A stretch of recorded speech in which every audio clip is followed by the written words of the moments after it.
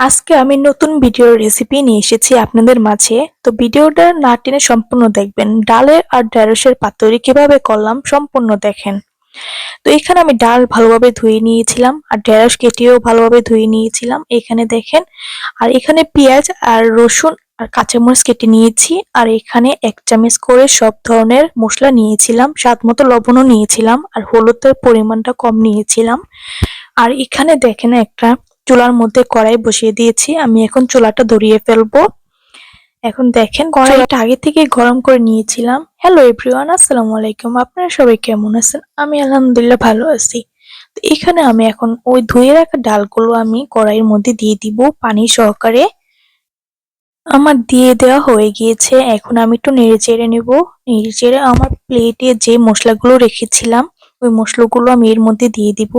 আর এখানে ১ চামচ জিরার গুঁড়া, ১ চামচ ধনিয়ার গুঁড়া, ১ চামচ মরিচ, স্বাদমতো লবণ নিয়েছিলাম আর আধা চা চামচ থেকে কম আমি হলুদ নিয়েছিলাম। এখন সবগুলো উপাদান মিক্স করে নিতে হবে ভালোভাবে।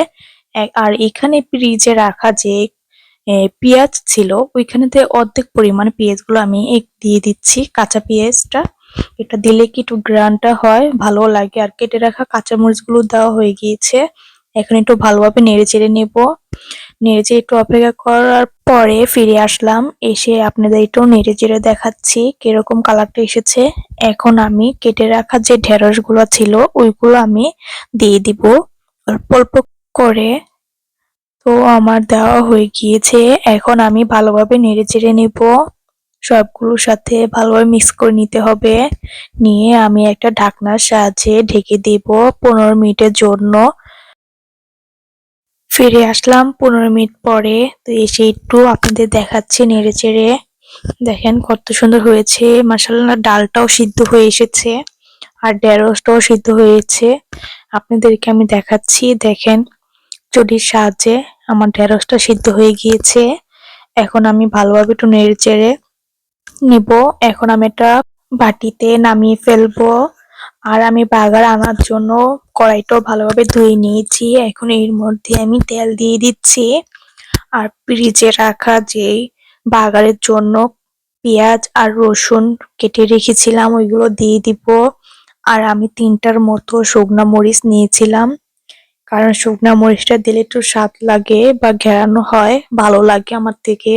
আপনারা চাইলে নাও দিতে পারেন, সমস্যা নাই। তো আমার বাগারটা হয়ে এসেছে। এখন এর মধ্যে আমি ওই পাতুরিটা দিয়ে দিব। আমার সবগুলো দেওয়া হয়ে গিয়েছে। এখন একটু নেড়ে চেড়ে নিচ্ছি। দেখেন আমি বেশিক্ষণ রাখবো না, প্রায় ৫ মিনিটের মতো রাখবো। দেখেন কত সুন্দর হয়েছে। দেখেন মাশাআল্লাহ, আর ভালোভাবেও মানে সিদ্ধ হয়ে গিয়েছে সবগুলো।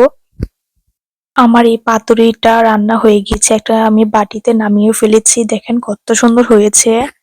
আপনি চাইলে এটা বাসায় ট্রাই করতে পারেন আমার এই ভিডিওটা দেখে।